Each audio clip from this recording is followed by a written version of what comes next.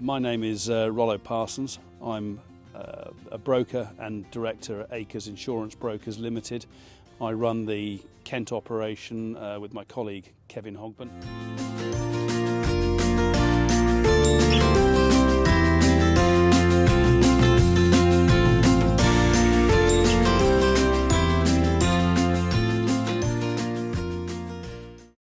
We're the guests today of Howard and Mark Batt, who grow about 50 acres of hops.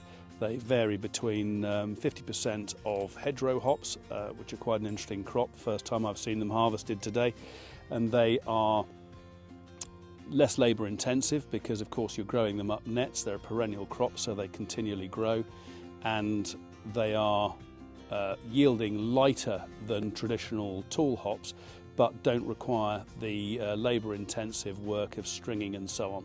So it's an interesting experience to come and see these being grown or being harvested today.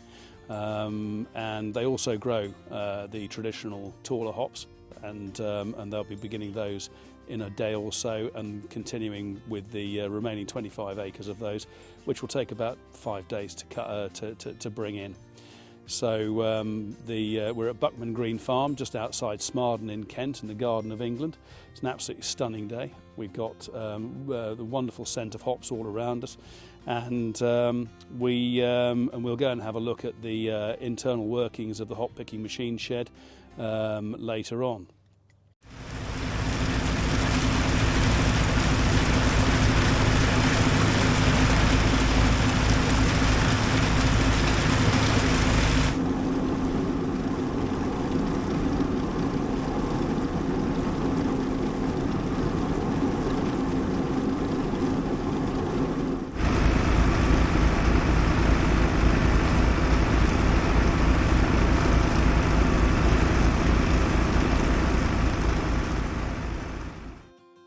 Batt, who is the fourth generation of the Batt family to take over the farming operation here.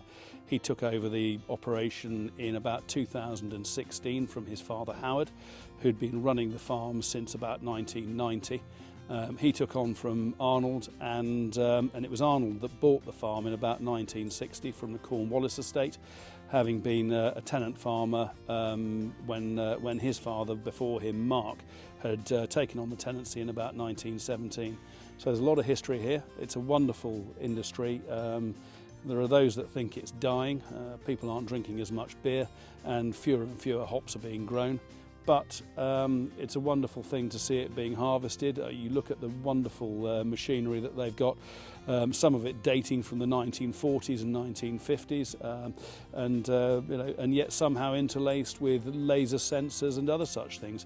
So you have this wonderful blend of traditional agricultural make, do and mend, and high tech, and it's a great thing to see. And of course, if you don't come from Kent, Hereford or Worcester, there is no reason why you would think about hops. And to me, it's one of the great and really interesting crops that's grown in Kent, along with so many other crops, and a true testament to the resilience and brilliance of the British farmer.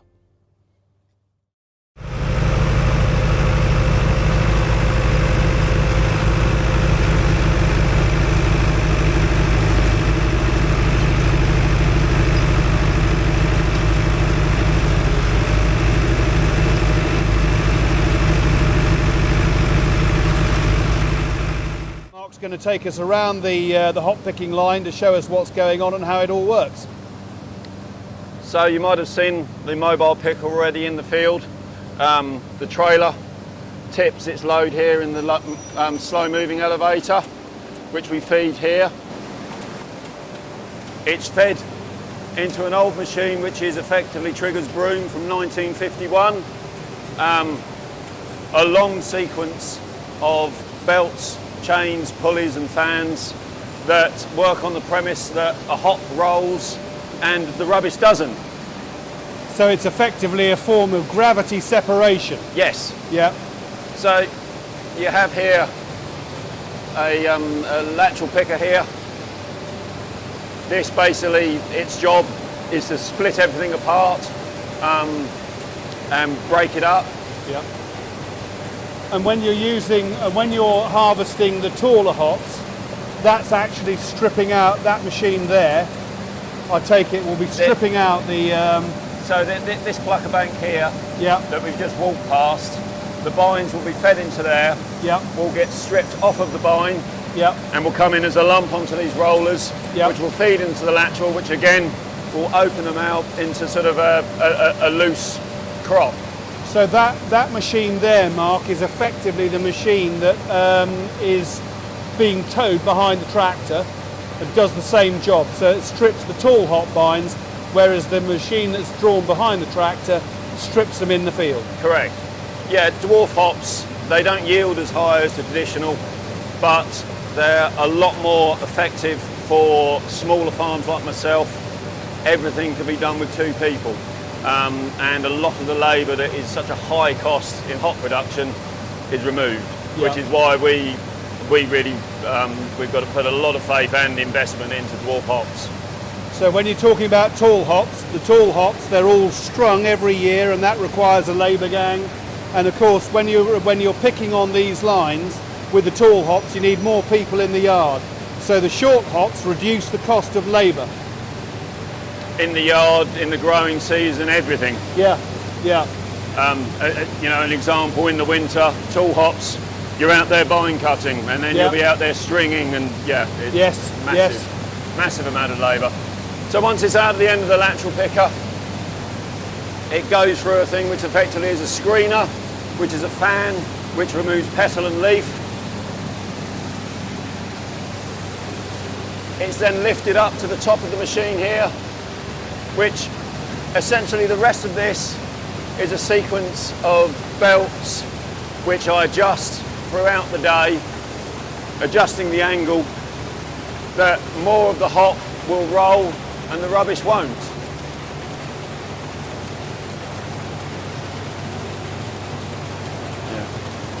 Sorry.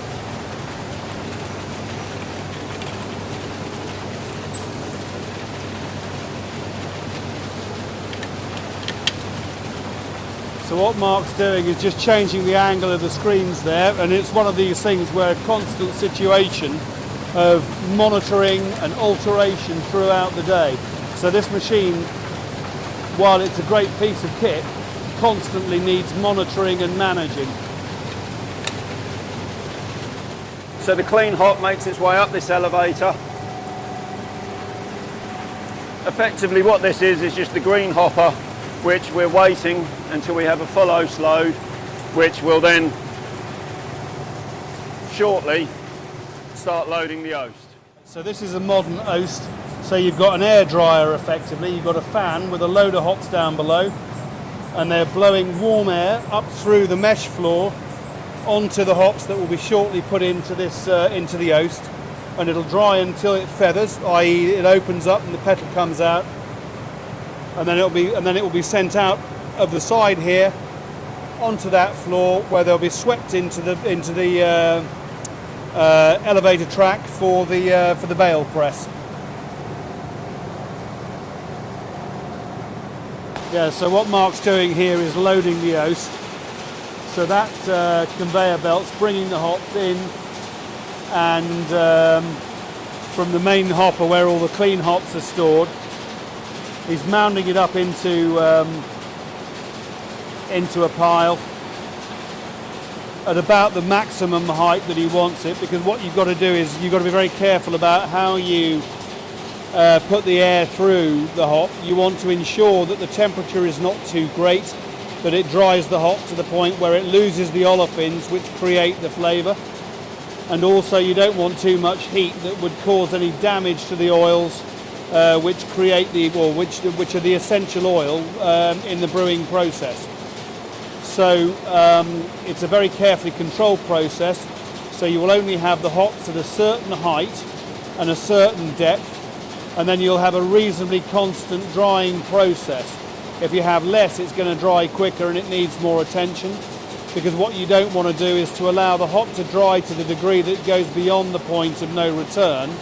So you've got to constantly monitor it, and the way you do that is by monitoring the shape of the hop, and when it starts to open up or feather, that is the point at which you want to stop the process at that point.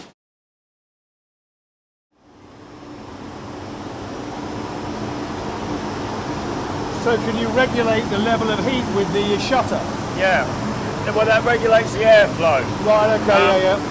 At the start of the process you want a high airflow, yeah. But as they finish cooking you don't want it too high because you'll blow a hole, and then you've got a real mess. Yes, of course. But we will dry them at about 70 degrees.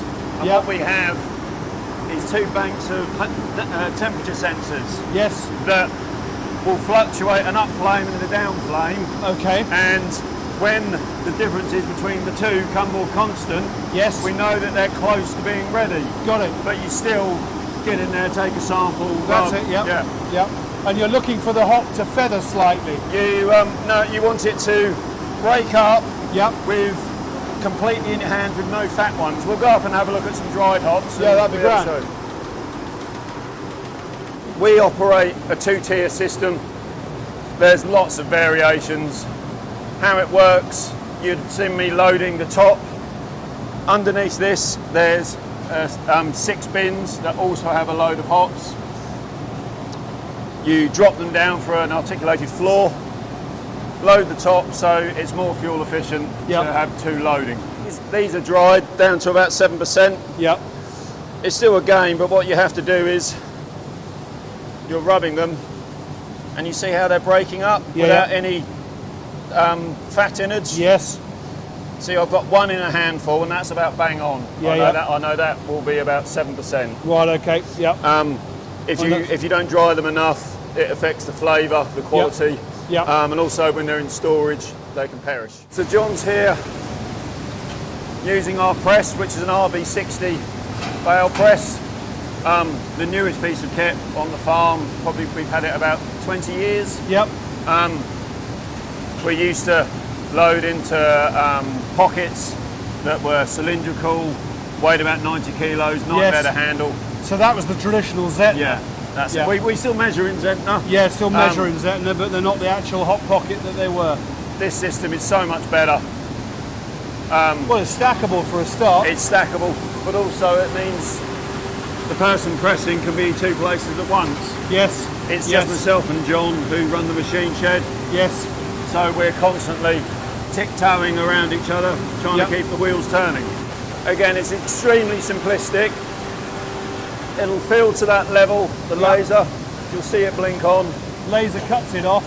And then it knows to put a press. Fine. And then I set at the start of it, depending on what variety I'm on.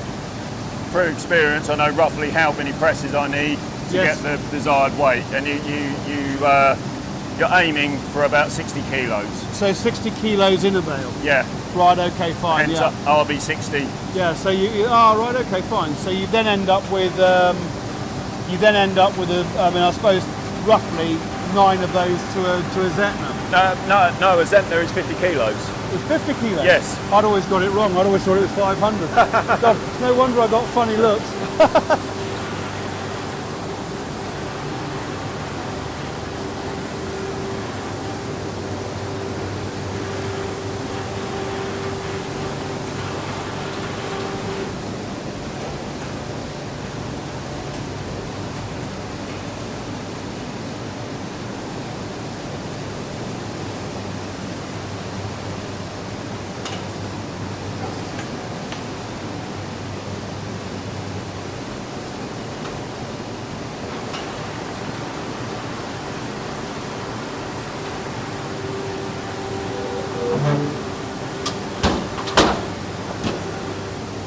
They're going to weigh it now.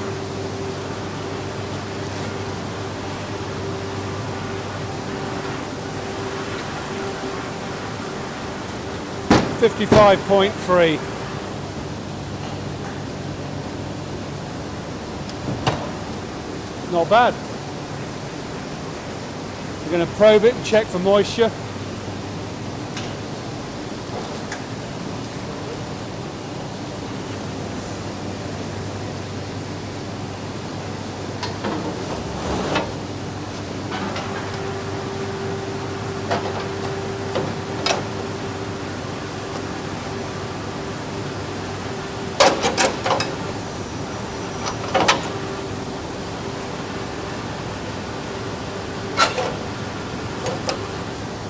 There you go. Come and have a look at your label. So there you go. HM Batt, grower number 124 in the cooperative, and then you got first gold being the variety. So that's my grower number. Yep. Pocket number. Yep. And then it's just on notepad now. We submit with samples that I can show you. Yep. So there's full traceability. Yep. So that has full traceability from the field pretty much right to the brewery. It's treated like a food crop. We do red tractor. These are our samples. Every 5th bale we take 3 core samples, which will be used for chemical analysis, yep. quality, and rubbing and sniffing for our contracts. Yes, got it. Okay, fine. And so who is the end product, or who are your hops going to, as far as you know? Because I know that they're put into a... well, we sell through English Hops, yep. which is a grower-owned cooperative. Yes. A proportion of our sales goes to the running of the company. It's yep. owned by the growers. Yep. For the most part, they tend to go off to merchants. Yes. Because they will then process them down into smaller packets. English Hops actually have just started doing it ourselves. We purchased a pelleting line. Oh, excellent. So we've started sort of taking it more in-house. Yes. We found that it was causing a stagnation point when people wanted to buy pellets, yes. but we had to wait for pelleting services to be available. So Understood. we went and invested in our own facility. So the brewers are primarily using a pelletized hop for the brewing process? There are still some whole hop, but pellets, yep. Especially sort of the smaller quantities, yep. More the norm. And then how much do you think goes into sort of local Kentish beer? I mean, the local brewers. I mean, does any go in there? It does, but it is reducing. Yeah. There's so many varieties now that are sold as an English ale, but they're owned by conglomerates that are actually Coors Light, and they all come over from the US. There's under 50 UK growers left. Yeah. And it is reducing. And if it doesn't change, there won't be any of us left. No, indeed. No, that's the problem, isn't it? You know, you can't throw good money after bad. No. No. Mark, thank you very much indeed. I'm really grateful to you. It's been a really lovely day. Mark has been an absolute hero. He's dealt with breakdowns, us getting under his feet, the agronomist turning up with a friend to have a look around. I mean, the poor man's had smoke and bolts coming out of his ears all day long. He's put up with us. He's been an absolute hero. Thank you very much indeed. Thank you very much. Thank you.